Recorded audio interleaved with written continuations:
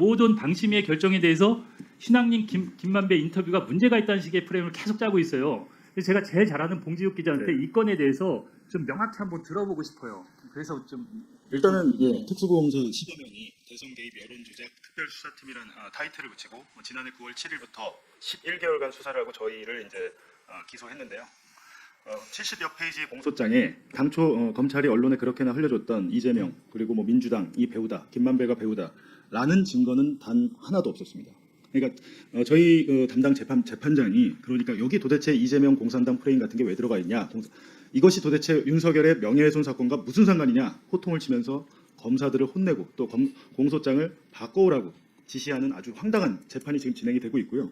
지난 24일에 첫 재판에서도 마찬가지로 공소사실과 관계없는 얘기하지 마라. 이것은 이제 뒤집어 보면 뭐겠습니까? 11개월 동안 수사했는데 아무것도 나오지 않으니까 언론사 기자들을 상대로 언론 플레이를 하려다가 판사한테 또 검사들이 혼났습니다. 오늘 국민의힘 의원들 여기 안 계셔서 되게 저도 아쉬운데요. 오전에 보니까 최민희 위원장께서 위원장이 왜 청부민원이라고 재단하냐 뭐 이러면서 이제 국민의힘 측에서 했는데 마찬가지입니다. 저희 사건 보도에 대해서 가짜 뉴스라고 단정한 분은 국민의힘밖에 없습니다. 검찰하고.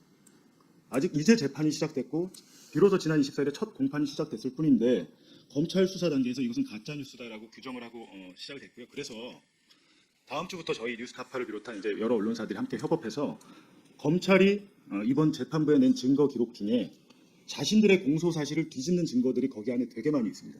굉장히 많이 있습니다. 윤석열 주임 검사가 이끈 부산저축은행 수사팀이 조우영이나 대장동 대출의 문제점을 알고도 수사하지 않았다. 그리고 검찰의 지금 공소장과 배치되는 증거들이 오히려 검찰의 그 증거 기록에 담겨 있습니다. 그래서 저희가 그것들을 다음 주부터 이제 보도로 하나씩 밝혀 나가겠고요. 한 가지 오늘 또 드리고 싶은 말씀이, 오늘 저는 와서 들으면서 국민권익위원회가 이렇게나 부실하게 조사를 했구나. 유일임 위원장과 유이목 씨가 형제 관계인 게 가족관계 증명서를 내지 않아서 몰랐다고 하시는데, 제가 보도하지 않은 것 중에 중요한 사실이 하나 있는 것 같습니다. 오늘 생각해 보니까 유이목 씨, 유일임의 그 쌍둥이 동생, 그분은 제가 직접 만나서 인터뷰를 했고 심지어 JTBC 보도에 대한 민원을 제기했는데 그 JTBC 문제가 된 그 보도를 보도한 기자가 저입니다. 그걸 모르고 있어요. 그러니까 자기가 낸 민원의 내용 자체를 모르고 있는데 그걸 다 떠나서 유일임 위원장은 영남 선비문화수련원의 등기 이사입니다. 겸직금지 의무 위반이 아닌지 한번 따져봐야 됩니다. 자신의 동생이 사무총장인 선비문화수련원의 현재도 등기 이사예요.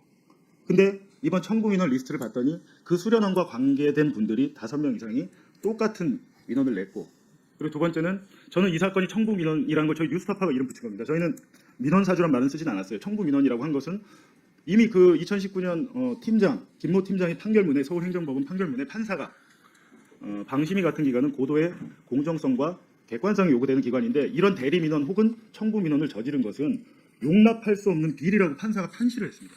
그렇다면 일개 팀장이 했는데 그 정도면 위원장이 했다면 엄청난 중대 범죄라고 생각을 하고요.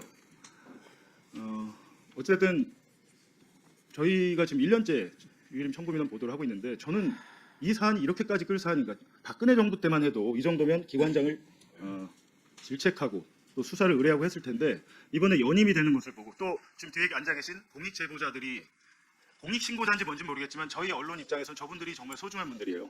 저분들이 공익제보를 안 했으면 이게 언론에 나오고 또 세상에 알려질 수 있었겠습니까? 근데 지금 우리나라 국회 오늘 보면 저분들에 대해서 개인정보 유출을 얘기하시는데 말이 안 되는 게, 그렇다면 박근혜 정부 때 2014년 정윤회 문건 유출 사건 보도, 항상 그때 당시 한나라당이었잖아요.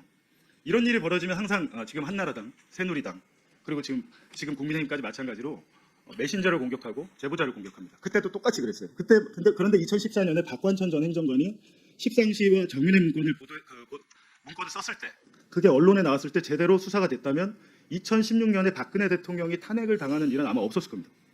그때 그걸 바로잡지 않기 때문에 더 큰 문제가 됐거든요. 저는 지금 이번 유일임 청구민원 사건도 마찬가지로 생각합니다. 이게 제대로 처리되지 않으니까 결국에는 대통령실이 시민단체로 움직여서 고발사주를 했다는 것까지 줄줄이 나오고 있는 겁니다. 그래서 이제 앞으로 국회에서도 좀 지속적으로 이렇게 계속 관심을 가져주시고 하다 보면 진실은 반드시 드러날 것이라고 생각합니다. 네.